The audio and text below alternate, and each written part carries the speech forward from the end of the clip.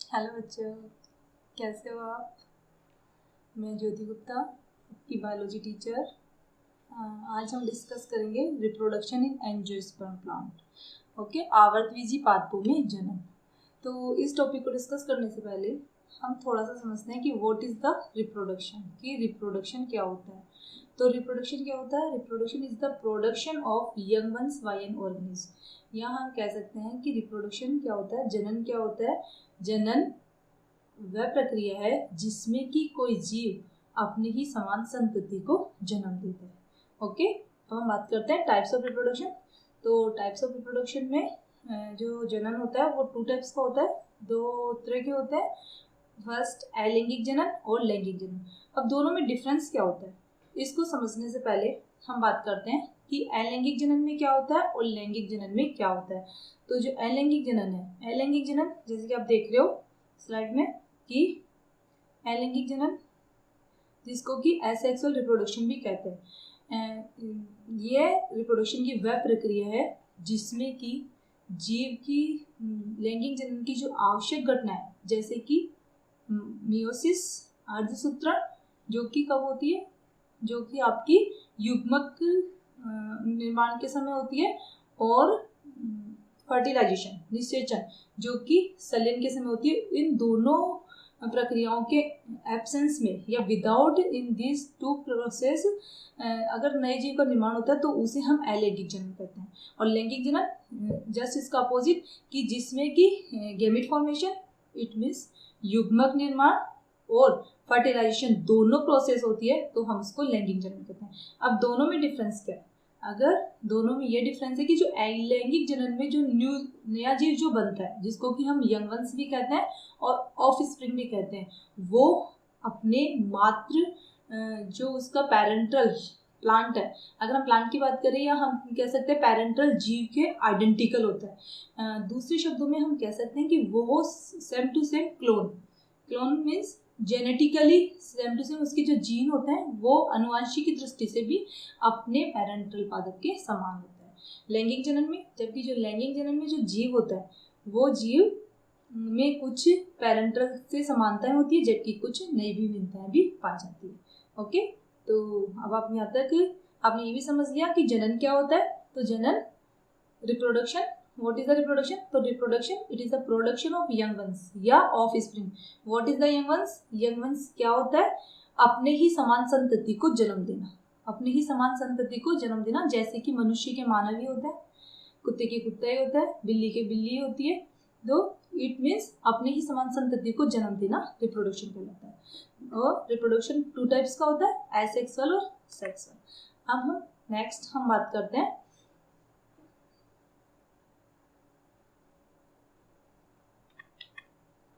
जो एसेक्सुअल, इस टॉपिक में हम डिटेल में बात करेंगे एसेक्सुअल रिप्रोडक्शंस की इन एंजियोस्पर्मिक प्लांट्स। तो एंजियोस्पर्मिक प्लांट्स में एसेक्सुअल जो रिप्रोडक्शंस है वो कौन कौन सी प्रोसेस के द्वारा होता है?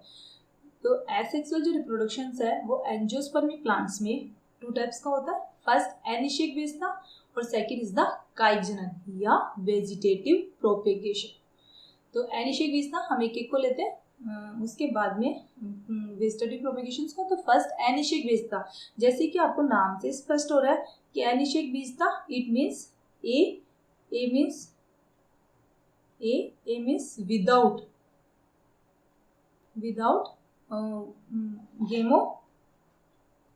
गेमो means fertilization, गेमो means fertilization and spermy means bees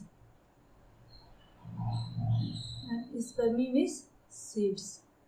okay, तो एनिशिक बीजता का मतलब जिसमें की जो सीड फॉर्मेशन है या इसमें जो बीज बन रहे हैं, वो बीज कैसे बन रहे हैं? बिना निषेचन की प्रोसेस के। तो बिना निषेचन की प्रोसेस की जो बीज बन रहे हैं और उन बीज से जब नया प्लांट आएगा तो उस प्रोसेस को हम बोलेंगे एनिशिक बीजता।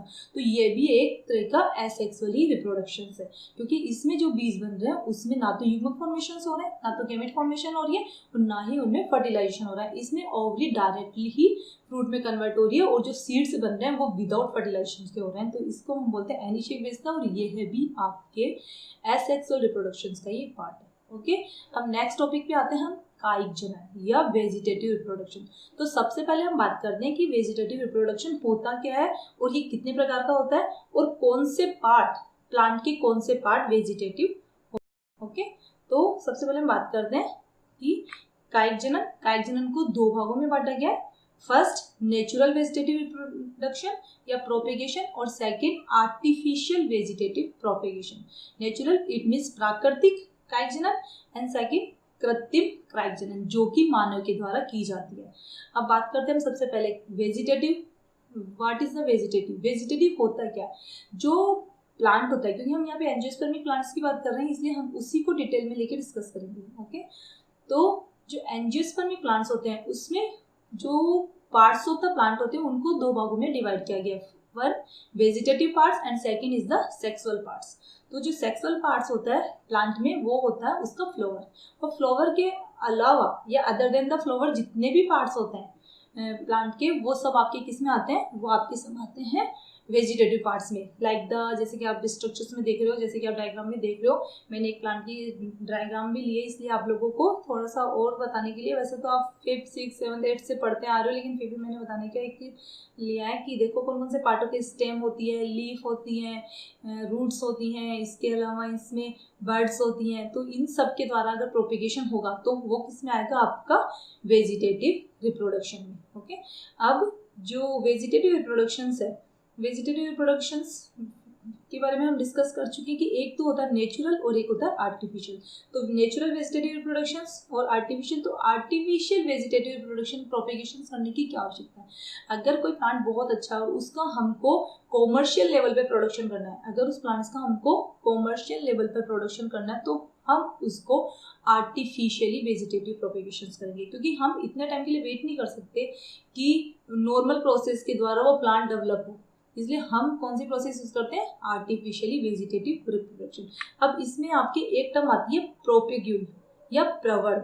तो व्हाट इज द प्रवर्ध? कि प्रवर्ध क्या होता है? तो इसको हम कहते हैं कि प्लांट का वह पार्ट, कि प्लांट का जो हिस्सा हम रिप्रोडक्शन में वेजिटेटिव प्रोपेगेशन में यूज करेंगे उस पार्ट को बोलते हैं प्रोपेग्यूल। तो प्रोपेग्यूल क्या हो गया? It is the part of the plant which is used for vegetative propagation. Okay, तो प्रवर्ध क्या होता है? एक बार हम दोबारा रिपीट करते हैं कि प्रवर्ध क्या होता है?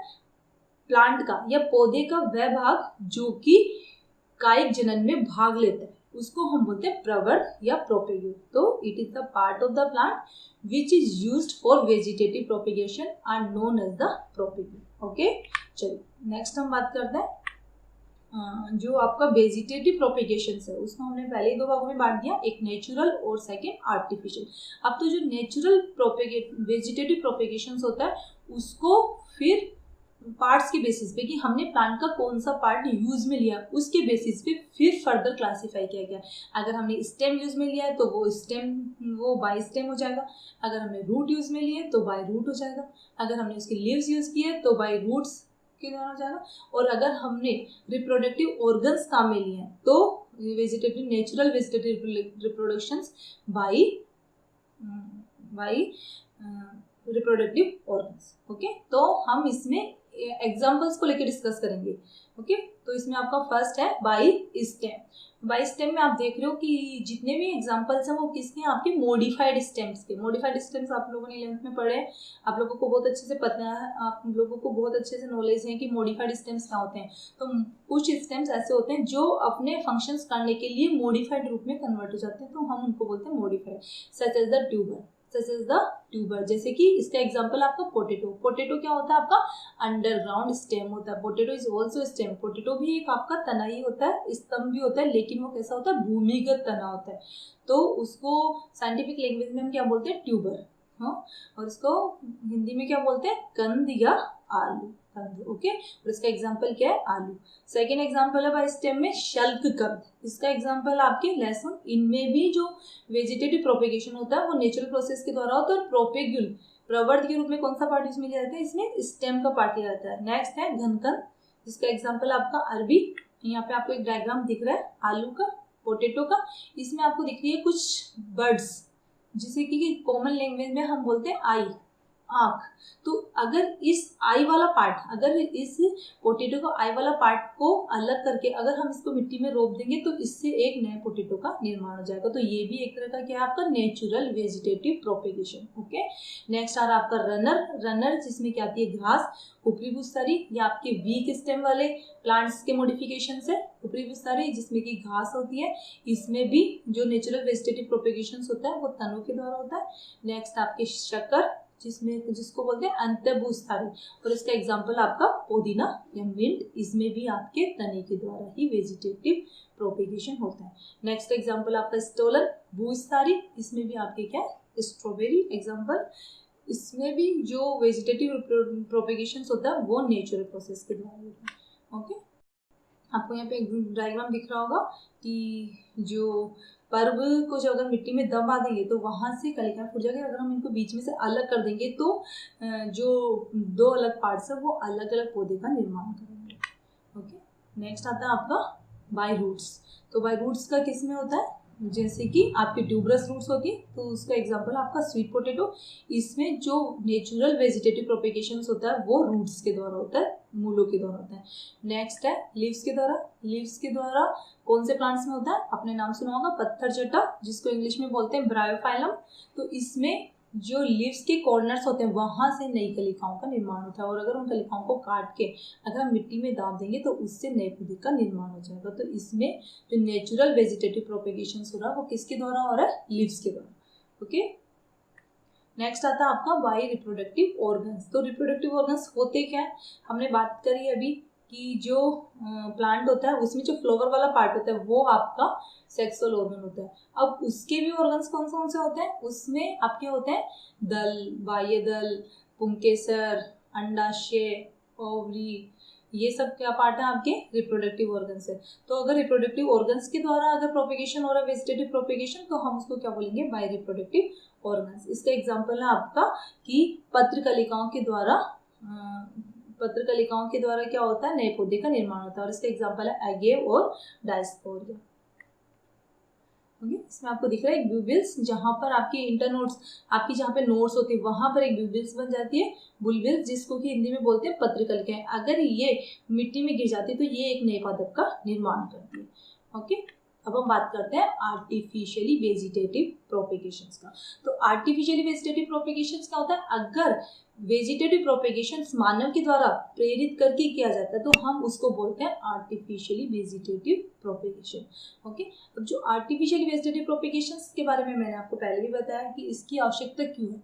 आर्टिफिशियली हमको किसी पौधे की वृद्धि करने की क्यों आवश्यकता पड़ती है, अगर कोई हमारे पास में कोई प्लांट है, अगर वो बहुत अच्छी क्वालिटी का है और अगर हम उसका कॉमर्शियल लेवल पे प्रोडक्शन करना चाहते हैं तो हम उसका किस विधि के द्वारा करेंगे, किस प्रोसीजर के द्वारा, किस मेथड के द्वारा करेंगे, आर्टिफिशियली वेजिटेटिव प्रोपेगेशंस के द्वारा हम उसमें जनन करवाएंगे। ओके, अब आर्टिफिशियली वेजिटेटिव प्रोपेगेशंस को फिर फर्दर 3 भागों में डिवाइड किया गया है। First is the by cutting, कतरन द्वारा, सेकंड दाब विधि द्वारा, लेयरिंग द्वारा, और थर्ड है रोपण। अब हम एक एक को डिस्कस करते हैं। ओके, तो फर्स्ट आता है आपका कटिंग। अब जो कटिंग है, इस कटिंग में कुछ प्लांट्स ऐसे होते हैं उनका अगर कोई पार्ट काट के भूमि में रोप दिया जाता है तो वो ऑटोमेटिकली नए पादप में डेवलप हो जाता है।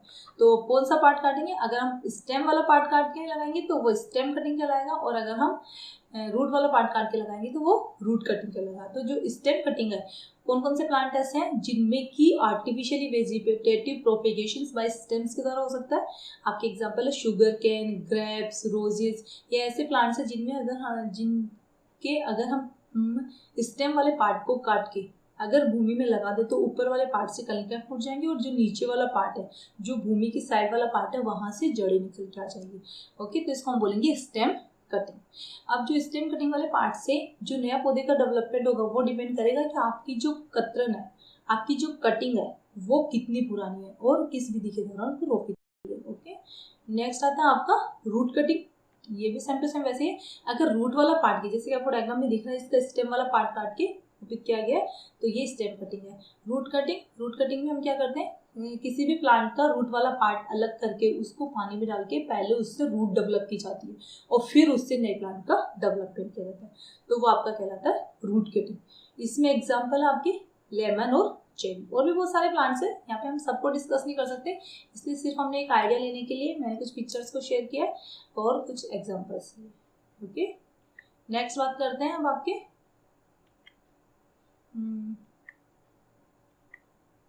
ओके अब आता है आपका बाई लेयरिंग। दूसरा मेथड कौन सा? आर्टिफिशियली वेजिटेटिव प्रोपेगेशन का बाई लेयरिंग, दाब लगाना।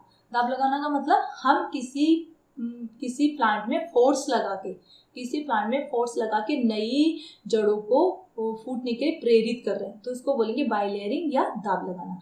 अब इसका फर्स्ट मेथड है माउंट लेयरिंग, टीला दाब, और सेकंड है एयर लेयरिंग या गुट्टी। ठीक है, तो जो फर्स्ट मेथड है माउंट लेयरिंग, वो कौन से प्लांट्स में यूज करेंगे? हम ऐसे प्लांट्स में यूज करेंगे जिनकी की जो ब्रांचेज होती है, जिनकी की जो शाखाएं होती है वो लचीली होती है, उनको हम इजीली पकड़ के मिट्टी में रोप सकते हैं। उन प्लांट्स के लिए हम कौन सी मेथड यूज करेंगे? Mount layering. जैसे कि आपको डायग्राम में दिख रहा होगा कि एक प्लांट है, प्लांट की जो बड़ी बड़ी शाखाएं हैं उनको हमने क्या किया है, एक शाखा को पकड़ के मिट्टी में दाब दिया है।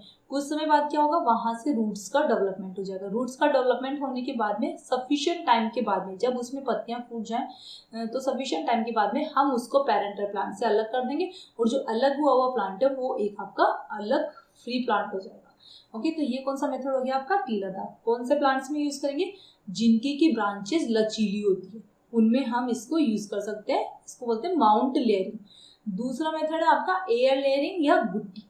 ये उन प्लांट्स में यूज किया जाता है जिनकी की शाखाएं बहुत टफ होती है, जैसे कि अमरूद में मोस्टली क्या रहता है, इसमें आपको डायग्राम में दिख रहा है कि आपको जैसे कि इसमें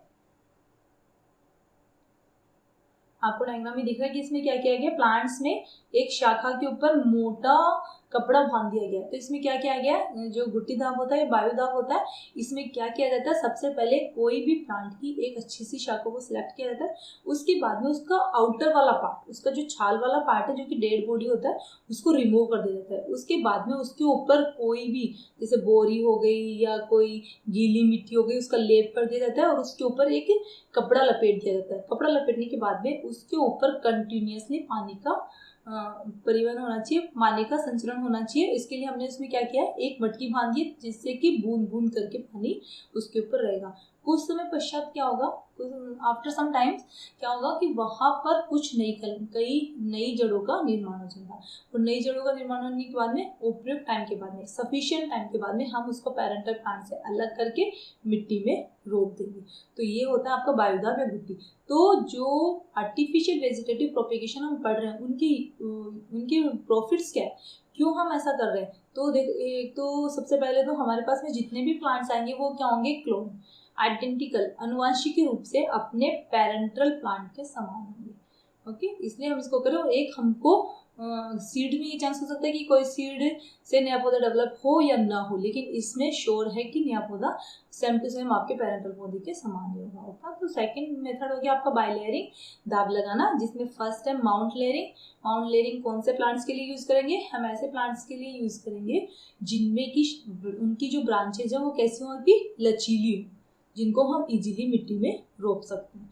और सेकंड आपका एयर लेयरिंग या गुट्टी, इसके ऊपर क्या करते हैं, हम कोई भी टफ ब्रांच लेके उसकी ऊपर की जो डेड स्किन है उसको रिमूव कर देते हैं, उसके बाद में उसके ऊपर मिट्टी लगा के गीले कपड़े को लपेट देते हैं, गीले कपड़े या जूट के बैग से हम उसको लपेट देते हैं और उसको बांध देते हैं रैप करके, और उसके ऊपर इस तरह से एक पानी का पात्र लगा देते हैं, एक पानी का घड़ा या पात्र लगा देते हैं, जिसके से कि उसके ऊपर कंटिन्यूसली पानी का संचरण होता रहे और वो गीला रहे। उसमें पश्चात वहाँ पे जड़ें निकल आएंगी, तो हम उसको उपयुक्त टाइम पे टाइम देखने के बाद में हम उसको मूल प्लांट से अलग कर देंगे। ओके, नेक्स्ट मेथड आता है आपका रोपण बाय ग्राफ्टिंग। अब ग्राफ्टिंग में आपकी दो चीजें इंपॉर्टेंट होती है। ग्राफ्टिंग में आपके दो चीजें इंपॉर्टेंट है, फर्स्ट इज द सीजन या कलम, और सेकंड इज द स्कंद। तो इन दोनों की डेफिनेशन हमको पहले पता होनी चाहिए कि कलम क्या होती है और स्कंद क्या होती है। तो कलम क्या होती है, पहले हम ये डेफिनेशन रिवाइज करते हैं। कलम क्या होती है, a detached living portion of a plant such as a bud या shoot joined to a stalk in grafting and usually supplying solid aerial part to a graft।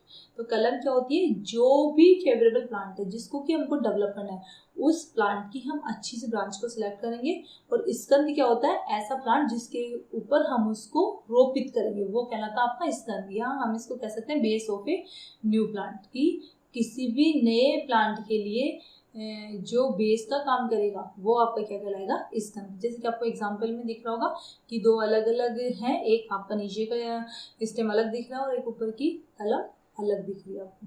तो अब जो ग्राफ्टिंग होती है, जो रोपण होती है, उसकी 4 मेथड्स है जिनके द्वारा हम रोपण कर सकते हैं। फर्स्ट आपका वीप या टंग ग्राफ्टिंग जिसको जिबी रोपण बोलते हैं, सेकंड वेज ग्राफ्टिंग, फच्चर रोपण, थर्ड क्राउन ग्राफ्टिंग, मुकुट रोपण, and fourth is the bud grafting जिसको कलिका रोपण। तो फर्स्ट वाले मेथड में क्या होता है, वीप और टंग ग्राफ्टिंग। इस वाले मेथड में क्या होता है कि जो कलम है और जो स्कंद है, दोनों की जो स्टेम की ब्रीड्थ है वो दोनों सेम होनी चाहिए। दोनों की कौन कौन की, एक तो कलम की, सीजर और स्टोक, दोनों के जो ब्रीड्थ, स्टेम की ब्रीड्थ है वो सेम होनी चाहिए ताकि एक के ऊपर एक फिट हो जाए। तो हम उसके ऊपर वी के शेप का कट लगाते हैं और एक दूसरे में फंसा के उसको इस तरह से बांधते हैं कि जो दोनों का कैम्बियम वाला पार्ट है, जैसे कि आप पढ़ चुके हो पहले भी कि कैम्बियम वाला पार्ट क्या होता है आपका, जो कि सेकेंडरी ग्रोथ के लिए रिस्पॉन्सिबल होता है। सेकेंडरी ग्रोथ यानी कि जब एक बार प्लांट लंबा हो जाता है उसके बाद में उसकी जो विड्थ में वृद्धि होती है, विड्थ में जो ग्रोथ होती है वो किसके कारण होती है, कैम्बियम के कारण। तो कैम्बियम किस प्रकार का टिश्यू आपका, एक सेकेंडरी टिश्यू है। तो जो दोनों की कैम्बियम बिल्कुल पास पास में आ जाए जिससे कि उनके जो वेस्कुलर बंडल्स है वो आपस में कनेक्ट हो जाए। Okay, veg grafting, veg grafting में भी आप देख रहे हो सेम टू सेम ही, एक आपका जो स्कंद होता है उसमें भी वी शेप का चीरा लगाया जाता है और जो कलम है उसमें भी वी शेप का चीरा लगाया जाता है और उन दोनों को इस तरह से फंसा दिया जाता है ताकि वो एक ही प्लांट लगे और उनको बांध दिया जाता है। नेक्स्ट आपका क्राउन ग्राफ्टिंग। जो क्राउन नाम से पता लग रहा है आपको, क्राउन ग्राफ्टिंग, जैसे कि डायग्राम 4 आपका डी जो दिखा रहा है, इसमें क्या होता है, आपका जो स्कंद होता है उसका तना चौड़ा होता है जबकि जो कलम होता है उसका तना छोटा होता है। तो एक ही स्कंद में बहुत सारी कलमों को हम रोपित कर सकते हैं। ओके, नेक्स्ट आपका बड ग्राफ्टिंग। बड ग्राफ्टिंग में क्या करते हैं, केवल जो आपका स्कंद वाला पार्ट है उसमें एक हल्का सा कट लगा के केवल कलिका वाले पार्ट को, केवल बड वाले पार्ट को रोपित किया जाता है, तो उसको हम कहते हैं कलिका रोपण। ओके, तो हम एक बार दोबारा से रिवाइज कर लें इस टॉपिक को। एक बार हम इस टॉपिक को दोबारा से रिवाइज करें। इस टॉपिक में हमने क्या क्या पढ़ा, इस टॉपिक में पढ़ा था हमने आवर्त बीजों में जनन। ओके, तो जनन कितने प्रकार का होता है, जनन 2 प्रकार का होता है, एक एसेक्सुअल और एक सेक्सुअल। इसमें हमने पढ़ा एसेक्सुअल रिप्रोडक्शन। एसेक्सुअल रिप्रोडक्शन जो एंजियोस्पर्मिक प्लांट्स होते हैं उनमें 2 टाइप्स से होता है। फर्स्ट एनिशिक विस्ता एंड सेकंड इज द काइजन। ओके, तो काइजन को फिर फर्दर 2 पार्ट्स में डिवाइड किया गया, एक natural vegetative propagation and second is the artificially vegetative propagation. उसके बाद में जो नेचुरल वेजिटेटिव प्रोपेगेशन है उसको फर्दर फिर 4 पार्ट्स में डिवाइड किया गया ऑन द बेसिस ऑफ कि हमने प्लांट का कौन सा पार्ट यूज में लिया है। अगर हमने प्लांट का स्टेम वाला पार्ट यूज में लिया है तो it is the vegetative propagation by the stem. अगर रूट वाला पार्ट यूज में लिया है तो vegetative propagation by the root. If leaves वाला पार्ट हमने यूज किया तो vegetative propagation by the leaves. Example is the bryophyllum या पत्थर चट्टा। Next vegetative reproductive organs like the bulbils. ये कौन से प्लांट्स में होता है, ये होता है डायोस्कोरिया में। ओके, नेक्स्ट आता है आपका आर्टिफिशियली वेजिटेटिव प्रोपेगेशंस। आर्टिफिशियली वेजिटेटिव प्रोपेगेशंस में आपके कौन कौन से आते हैं, आर्टिफिशियली वेजिटेटिव प्रोपेगेशंस में आपके 3 मेथड है। First cutting, second layering and third is the grafting. Cutting, अगर रूट कटिंग करेंगे तो रूट कटिंग में आ जाएगा, अगर हम स्टेम कटिंग करेंगे तो स्टेम कटिंग में आ जाएगा। नेक्स्ट आपका लेयरिंग, लेयरिंग के भी 2 मेथड्स है। फर्स्ट आपका mound layering, second is the aerial layering. Next आता है आपका ग्राफ्टिंग। ग्राफ्टिंग को 4 भागों में डिवाइड किया गया, first tongue grafting, second wedge grafting, third crown grafting and bud. Okay, thank you बच्चों।